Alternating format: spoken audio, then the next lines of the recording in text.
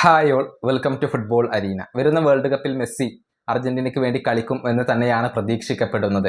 പക്ഷേ മെസ്സി ഇപ്പോഴും അക്കാര്യം സ്ഥിരീകരിക്കാൻ തയ്യാറായിട്ടില്ല എന്നുള്ളതാണ്. വേൾഡ് കപ്പിൽ കളിക്കും എന്ന കാര്യത്തിൽ മെസ്സി ഇപ്പോഴും ഉറപ്പ് നൽകിയിട്ടില്ല. ഏതായാലും വരുന്ന വേൾഡ് കപ്പിൽ മെസ്സി ഉണ്ടാവില്ല എന്നുള്ളത് അർജന്റീൻ ആരാധകർക്ക് സങ്കല്പിക്കാൻ പോലും സാധിക്കാത്ത ഒരു കാര്യമാണ്. ഇതേക്കുറിച്ച് തോമസ് മുള്ളർ ഇപ്പോൾ സംസാരിച്ചിട്ടുണ്ട്. അതായത് മെസ്സി ഉണ്ടെങ്കിൽ അർജന്റീന തന്നെയാണ് കിരീട ഫേവറേറ്റുകൾ എന്നാണ് തോമസ് മുള്ളർ പറഞ്ഞിട്ടുള്ളത്. വേൾഡ് കപ്പിൽ എങ്ങനെ തിളങ്ങണം എന്നുള്ളത് മെസ്സിക്ക് കൃത്യമായി അറിയാമെന്ന് മുള്ളർ പറഞ്ഞിട്ടുണ്ട്.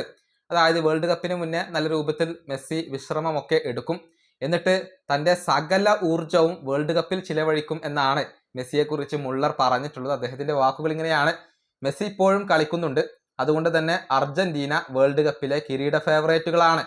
മെസ്സി പങ്കെടുക്കുമോ എന്ന കാര്യത്തിൽ ഇപ്പോഴും ചർച്ചകൾ നടക്കുന്നുണ്ട്. മെസ്സി പങ്കെടുക്കുന്നില്ലെങ്കിൽ അത് അർജന്റീനയെ തന്നെ ബാധിച്ചേക്കാം.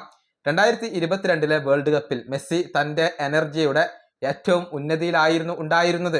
കൃത്യമായ വിശ്രമങ്ങൾ എടുത്ത് വേൾഡ് കപ്പിൽ തൻ്റെ പരമാവധി മികച്ച പ്രകടനം പുറത്തെടുക്കുക, അതാണ് മെസ്സി ചെയ്യാറുള്ളത്. വേൾഡ് കപ്പിൽ എങ്ങനെ തിളങ്ങണം എന്നുള്ളത് മെസ്സിക്കറിയാം. ഇതാണ് ഇപ്പോൾ തോമസ് മുള്ളർ പറഞ്ഞിട്ടുള്ളത്.